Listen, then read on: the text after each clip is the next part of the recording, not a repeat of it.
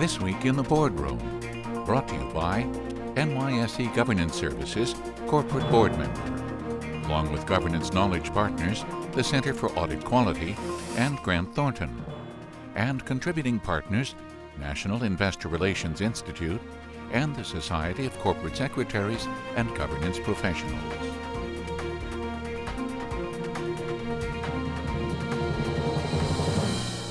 Welcome to this edition of This Week in the Boardroom. I'm TK Kerstetter, the chairman of NYSE Governance Services Corporate Board Member, and it's my pleasure to welcome you to the show. And we've got a very interesting show today. We're going to be talking about the separate CEO and board chair responsibilities, and specifically talking about guidelines. And to help us with that is somebody that probably wouldn't profess to be an expert, but has taken the time to certainly think this topic through. And it's my pleasure to welcome William Nasser, who's the chairman of the board of the Laclede Group. And Bill, welcome. Thank you, TK. I appreciate the opportunity to talk with you. So before we talk about the guidelines, let's make sure that our audience understands what the Laclede Group is. So why don't you first take a second and talk about what they do? The Laclede Group is a diversified holding company. Primarily, the core businesses are regulated utilities distributing natural gas. There are some unregulated businesses, trading and the management of gas supplies, but primarily it's a core utility business. It's been around for more than 150 years, so it's well established and very long-standing member of the New York Stock Exchange. And its headquarters is located in? Headquarters are in St. Louis, Missouri, and it's moving quite nicely. Yeah, so, gateway to the West. And, So you have done something that is really very unique. You have created something called the roles and responsibilities of the separate CEO and board chair guidelines. And in my tenure, we hear a lot about corporate governance guidelines for the board, but we don't hear a lot about setting up guidelines in the very important relationship between the CEO and the independent chair, or in some cases, lead director. How did it come about that you actually spent time to create the guidelines for you and the CEO? In our particular case, we deliberated for a long time to decide on whether or not we should separate the two roles between the chairman and CEO. Ultimately, we decided to separate those roles. We had a very strong conviction that we wanted this to work very quickly and rapidly, and so we didn't want to waste time on uncertainty about the roles and responsibility. Having said that, I was elected as the chair-to-be, if you will, and then proceeded to try to study the literature and talk with other people that had relevant experience. Rapidly found out that there weren't a lot of guidelines out there or how to do it manuals, so just simply started putting it together. That evolved rapidly. We moved to have other members of the board review it, reviewed it with the incoming CEO, and have been implementing it for the last 2 years. Well, to me, and you and I have talked about this, I just think it is an excellent document. And we're going to just touch on some highlights today, relative to that, and I'd love to hear you thinking about it. I think it's a great resource tool, and we'll talk about that in a moment. But one of my favorite sections, and I want to make sure I get this right, reads, the CEO and management should take the lead in proposing strategy, tactics, and targets. However, the chair must see that board views and suggestions get appropriate consideration.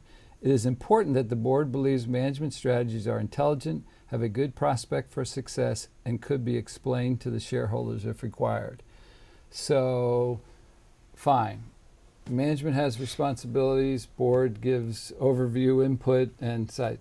So how do you perform that? Do you have a planning retreat? Do they make presentations to the board? How does the process work that you take this section and make it a reality?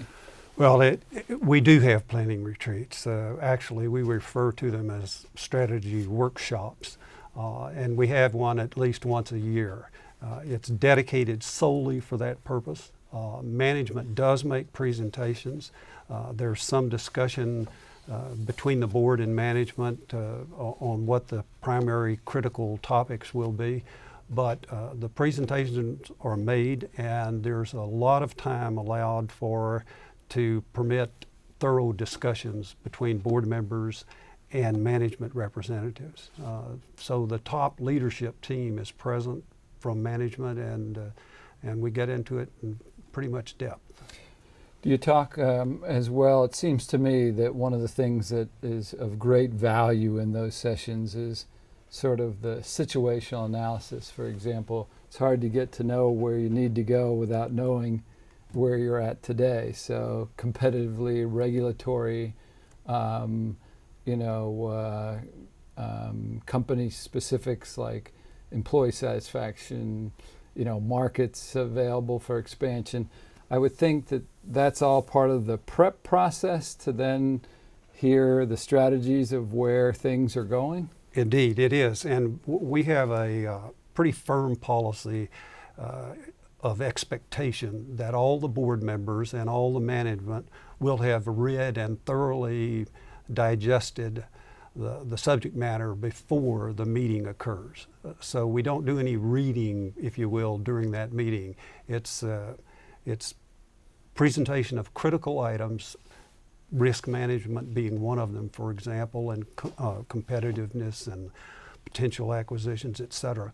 And then we have thorough discussions about those issues. Fundamentally, the strategy, of course, as I have said, is designed by and drafted and presented by the management. And then the board is there to give its input and guidance and experience where it can be utilized most effectively. Sounds like the right process to me. There was another section of this, and again, there's so many good sections that I'm afraid that we're going to have to break this into two sessions. So that's a real compliment to the guidelines that you created, that you touched that many nerves. But this other section reads that the chair is not the boss of the CEO. The board has the authority over the CEO. Even though the chair leads the board and indirectly has formal authority over the CEO, it should be clear that the chair does not manage the CEO in the traditional sense of the word. Now, that's very interesting to get the terminology correct with that and get it on a piece of paper. And is that meant the reason you felt compelled to do that? Was that to make sure that the chairman's powers weren't sort of abused in the sense, or why did you feel the need to make sure that section was in print? In our particular case, certainly it would restrict a chairman or lead director from getting overreaching, if you will. However, in this particular case, what our motivation primarily was and is to make sure that every single board member is actively engaged in fulfilling their duties and responsibilities, and that as a whole, the CEO is responsible to the board and not simply to the chairman. And in this case, it works out well. Well, I think that is important. Again, I think that's what makes this document so interesting, is that that there's a case where it may seem, some people assume that, or it might be the case, but this is very clear that it's really the board that has authority. You have certain assignments that are your responsibility to take care of, but you really aren't, in the traditional sense of the word, managing that CEO. No. My ambition in particular, my personal ambition, is to make sure she's the best CEO in the world, to try and do anything I can to help that. The board's ambition in doing this is to, or its goal, if you will, is to make sure we're maximizing opportunities for the shareholders and for the company. And that's why it stops where it is. Well, you have been gracious enough, partly because I told you I know we're going to get a lot of requests to actually share this document, and I know that you had said that you would be willing to do that, so that we were going to put it on our website. But I think you also just wanted to make clear that this was not something that you think was magically created Exactly. by your organization. So maybe you better take a moment just to make that clear. That's fine. As I said, this wasn't intended to be an external document. What I tried to do, as I found out, there wasn't much information out there. There is some.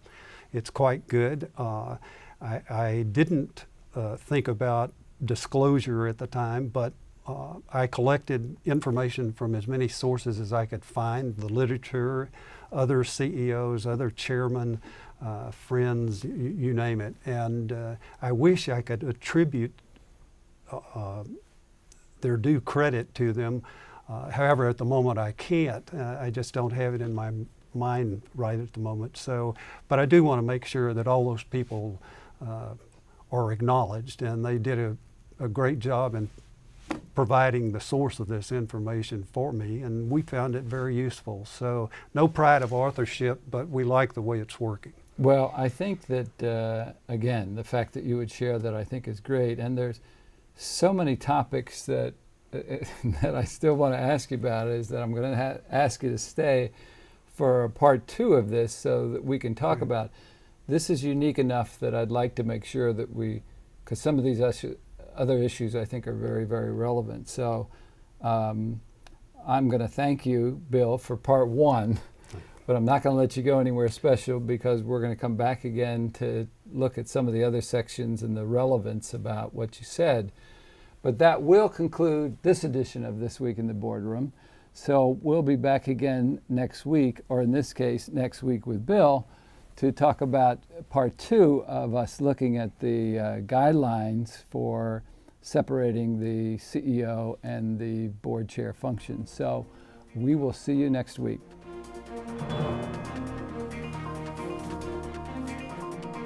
Join us again next week for This Week in the Boardroom, brought to you by NYSE Governance Services, Corporate Board Member, along with Governance Knowledge Partners, the Center for Audit Quality, and Grant Thornton, and contributing partners, National Investor Relations Institute, and the Society of Corporate Secretaries and Governance Professionals.